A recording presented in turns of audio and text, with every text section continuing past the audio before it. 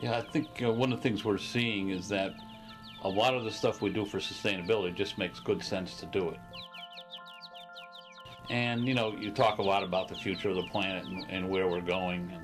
And when with gas and oil, the heating season, oil rises, gas rises, the prices go up. Everybody begins to wonder, what are we going to have for a fuel source 20, 30, 40 years? So that's what we're looking at. Plus now we're hearing more of climate change, carbon, the changes in the ozone layer. So you put all of that together. Small steps which are easy to do for us: use recyclable things. If you're going to be drinking a lot of water, if you're going to be buying soda, whatever, bring your own mug in and see what the story is. Watching how you're using paper, watching how you're using the printer when you're using your computer, making sure, wherever you are, home or here, you're shutting down all your computer parts, the printer, the monitor, as well as the computer itself. Just watching the use of electricity is one thing that helps out a lot. So there's the little things like that.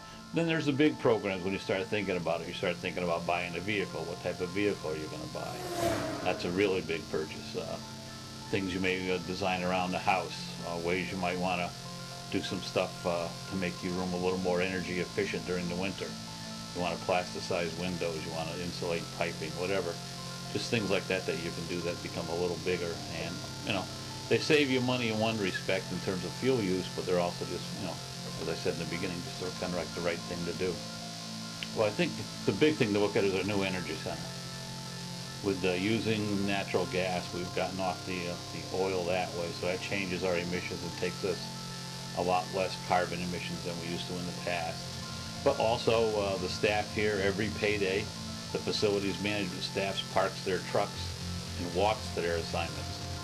So that in itself is another thing. My staff has bicycles to carry out their assignments on bicycles. A few other people have brought in their own bikes to use the bike on campus. Facilities has also put up bike racks all over the campus to encourage students, bike from class to class if you want. We've retrofitted the parking garages with energy efficient lighting, so our garages are using less electricity. We've worked on reducing the water flow in the residence halls. So little steps like that, which for us are a big step when you deal with 3,000 people living in the residence halls, makes a big difference. We are going to be doing a lot more with LED lighting. It's more energy efficient. I'm learning myself. The school is going to be one of the first major projects in the state to turn over into a lot of LED, which is going to be just effectively, efficiently using energy. Yeah, one of the things we do is looking at making sure we get recycled content when we're buying paper, looking at things that can compost better or break down better in the waste stream if they have to go to waste. It's just a smart look at making sure our products and our vendors start looking around and see that there's some recycled content, there's some recycling going on with the products that are coming to us. What's going on now is a lot of people have these projects that would be helpful for sustainability, and they're looking for places to get them going. And one of the places are college campuses. So we hope we're at the right place. Yale has already had somebody donate a fuel cell to them. They have a fuel cell on campus. Somebody already donated it to them. So people are looking to for those type of projects. Even the doors, the little thing like we have a lot of doors that are electrically operated to maintain people that have mobility problems. Well, the door next to that is manual. So if you don't need to use the electricity to open a door for yourself, use the manual door.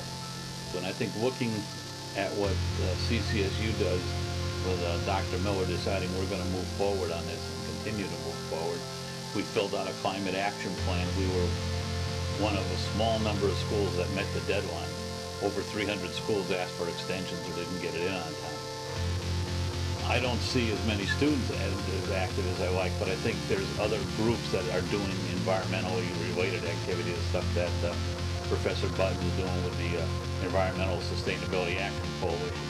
That's pretty active, and that's one way that the students are getting involved.